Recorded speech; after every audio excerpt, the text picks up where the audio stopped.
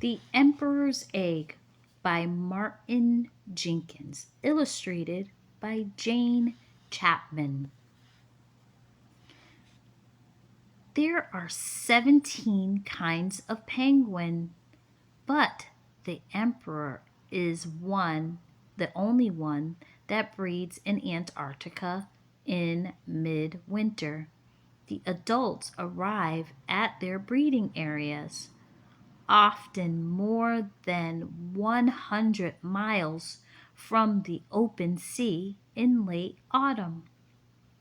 A few weeks later, the female lays her single egg and returns to the sea, leaving the male to keep the egg warm until it hatches a couple of months later.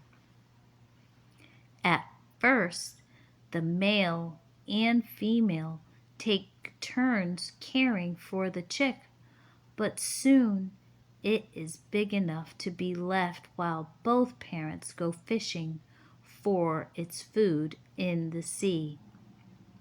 By the time it is 4 months old, the young penguin's coat of down has been replaced by adult feathers.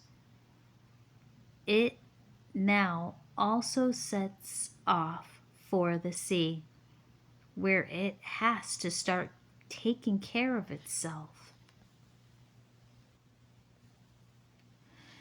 Down at the very bottom of the world, there's a huge island almost completely covered in snow and ice.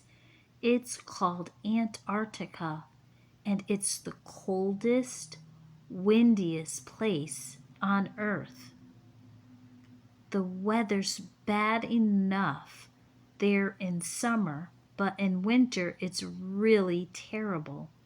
It's hard to imagine anything actually living there. But wait, what's that shape over there? It can't be. Yes, it's a penguin. It's not just any old penguin either.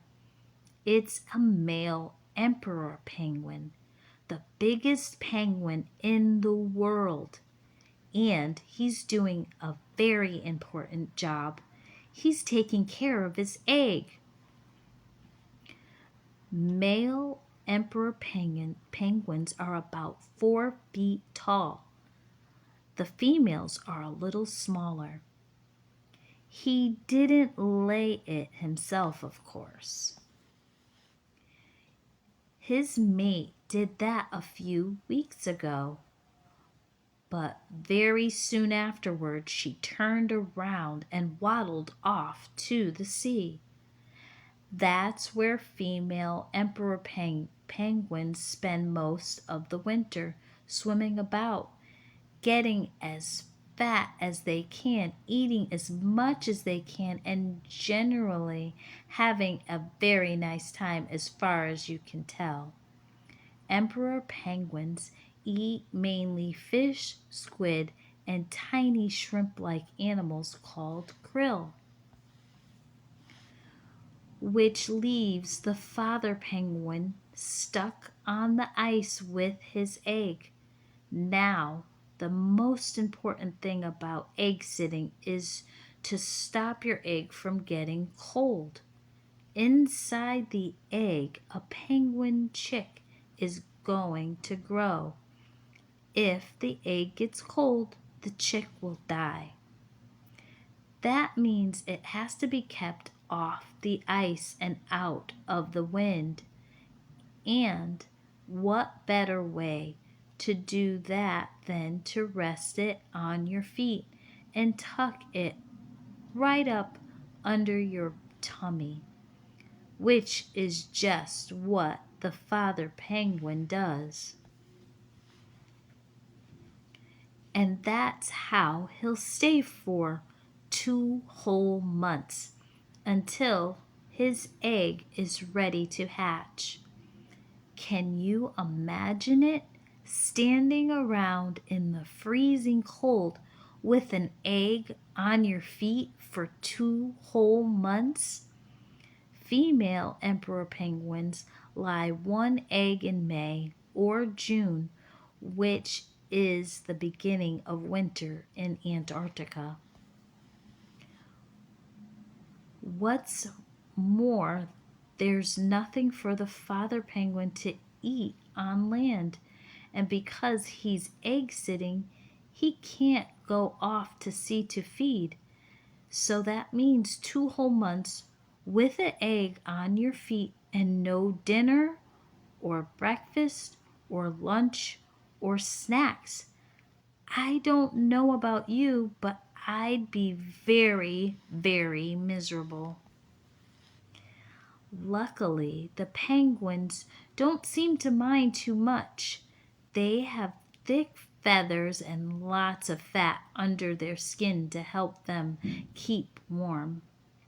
And when it gets really cold and windy, they all snuggle up together and shuffle over the ice in a great big huddle.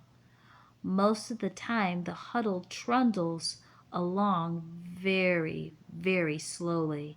But sometimes, when the penguins get to a particularly slippery slope, they slide down it on their tummies, pushing themselves along with their flippers, and always remembering to take care of their egg and trying hard not to bump into each other. And that's how the father penguin spends the winter until one day he hears a chip, chip, chip. His egg is starting to hatch. It takes a day or so, but finally the egg cracks right open and out pops a penguin chick. Now the father penguin has two jobs to do. He has to keep the chick warm and he has to feed it. The chick is only about 6 inches tall at first and much too small to keep warm by itself. But on what? The chick is too small to be taken off to the sea to catch food, and it can't be left behind on the ice.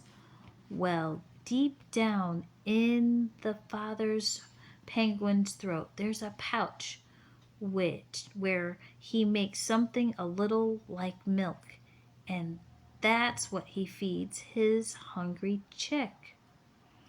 The father penguin can make only enough of this milky stuff to feed his chick for a couple of weeks.